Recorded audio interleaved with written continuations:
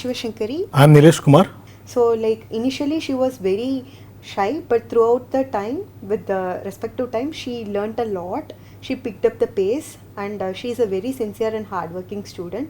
It was a really great experience to teach her and to learn a lot of things from her also. So in this we are talking about the steering mechanism, how the steering system works in a vehicle. There are a lot of vital parts in the vehicle. So one of the vital part is the steering mechanism. So she is in now that stage that she can teach everyone what is steering mechanism, what are the different components used in that steering mechanism. So let us see how she talks about. Hi, my name is Mohana Priya. I'm studying 9th standard. Coming from Chennai High Secondary School, Lakshmipuram. இப்போ என் topic என்னன்னா card steering. Card steering பார்க்கறதுக்கு content தான் நம்ம படிக்கலாம். Introduction, rack and pinion mechanism, types of joint used for steering mechanism and steering system. Car steering எதுக்கு use பண்ணுவாங்கன்னு தெரியுமா? இப்போ வந்து நான் கார் ஸ்டேரிங் வந்து லெஃப்ட் பக்கம் திருப்பேன், அப்ப ஃப்ரண்ட் டயர் வந்து லெஃப்ட் பக்கம் மூவ் ஆகுது. இப்போ நான் ரைட் சைடு மூவ் பண்றேன், இப்போ வந்து ஃப்ரண்ட் டயர் வந்து ரைட் சைடு மூவ் ஆகுது. நம்ம இப்போ ஸ்டேரிங் வந்து மூவ் பண்ணாட்டி கார் ஸ்ட்ரைட்டா தான் மூவ் ஆகிட்டே இருக்கும். நம்ம வந்து இப்போ ஸ்டேரிங் சிஸ்டமோட சயின்ஸை பற்றி நம்ம பார்க்கலாம். அதுக்கு நம்ம பேசிக் பிரின்சிபலை பற்றி நம்ம பார்க்கலாம். First translation motion, rotational motion. Translation மோஷன்னா ஒரு பொருள் வந்து ஸ்ட்ரைட்டாக மூவ் ஆகுது தான் டிரான்ஸ்லேஷன் மோஷன். இங்கே ஏலேருந்து பிக்கு இதில் பாக்ஸ் வந்து ஸ்ட்ரைட்டாக மூவ் ஆகுது.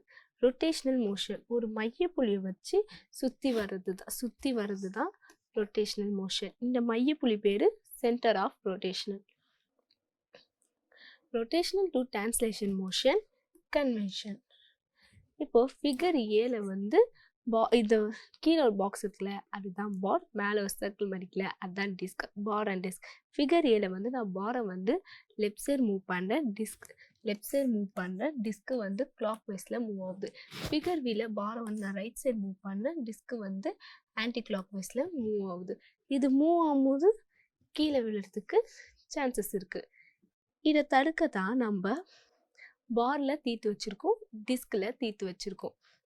இப்போ இது மூவ் ஆகும்போது கீழே விழுறதுக்கு சான்சஸ் இருக்காது. இப்போது டிஸ்கில் தீர்த்து இருக்கனால இது பீனியன், பாரில் தீர்த்து இருக்கனால இது ரேக்கு. இப்போ ரேக் அண்ட் பீனியன்.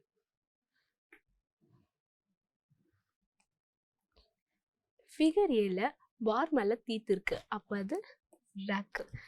ஃபிகர் பியில் டிஸ்க் மேலே தீர்த்து இருக்கு, அப்போ அது பீனியன். ஃபிகர் சியில் ரேக் மேலே பீனியன் மூவ் ஆகுது நம்ம பார்க்குறோம்.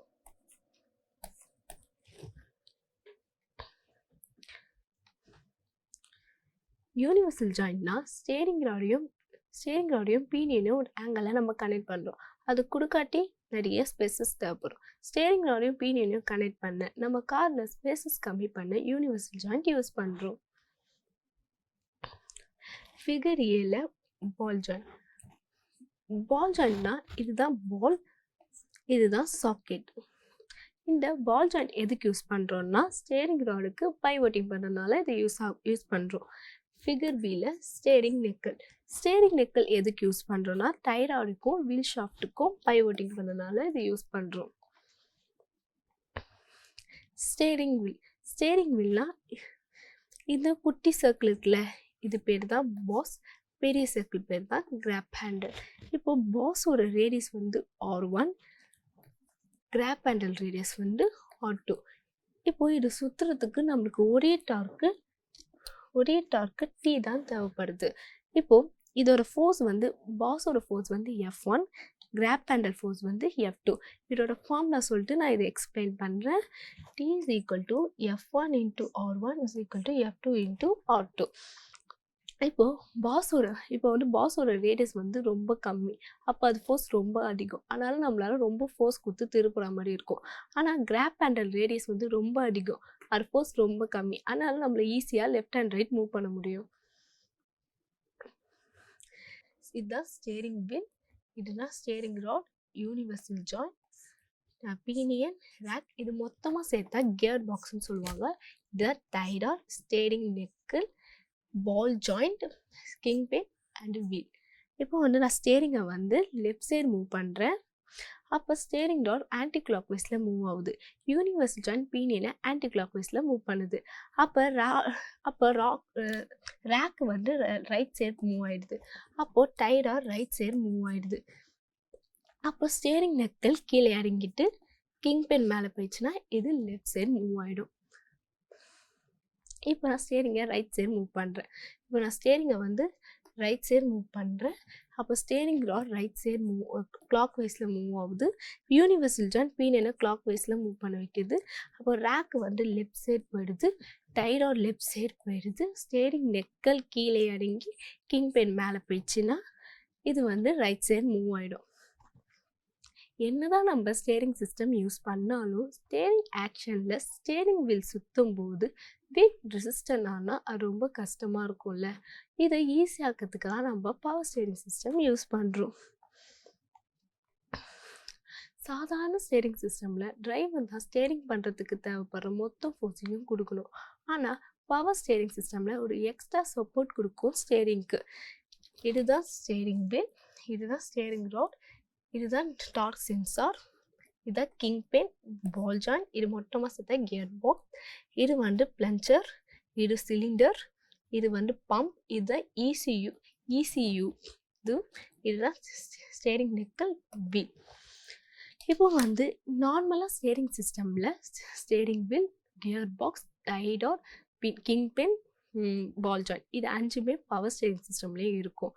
ஆனால் பவர் ஸ்டேரிங் சிஸ்டமில் இது எக்ஸ்ட்ரா டார்க் சென்சாரும் இருக்கும், இது ஸ்டேரிங் ராடோடையும் இருக்கும். இந்த டார்க் சென்சார் ஸ்டேரிங் ராடில் இருக்கும். டார்க்கை மெஷர் பண்ணி எலக்ட்ரிக் கரண்ட் யூனிட், இது ஷார்ட் ஃபார்ம் ECUன்னு சொல்லுவாங்க. இது வந்து டிரான்ஸ்ஃபர் பண்ணும். பம்பு சிலிண்டரோட கனெக்ட் ஆகி இருக்கும். சிலிண்டர் வந்து சிலிண்டரில் ஒரு பிளஞ்சராக இருக்கும். இது வந்து பிளஞ்சரும் இருக்கும். இது வந்து டைராரோடையும் கனெக்ட் ஆகி இருக்கும்.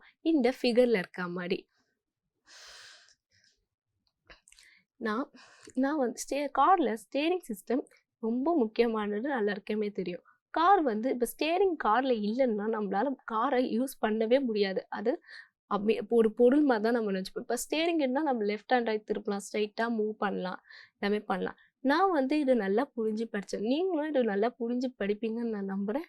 Thank you. Happy journey.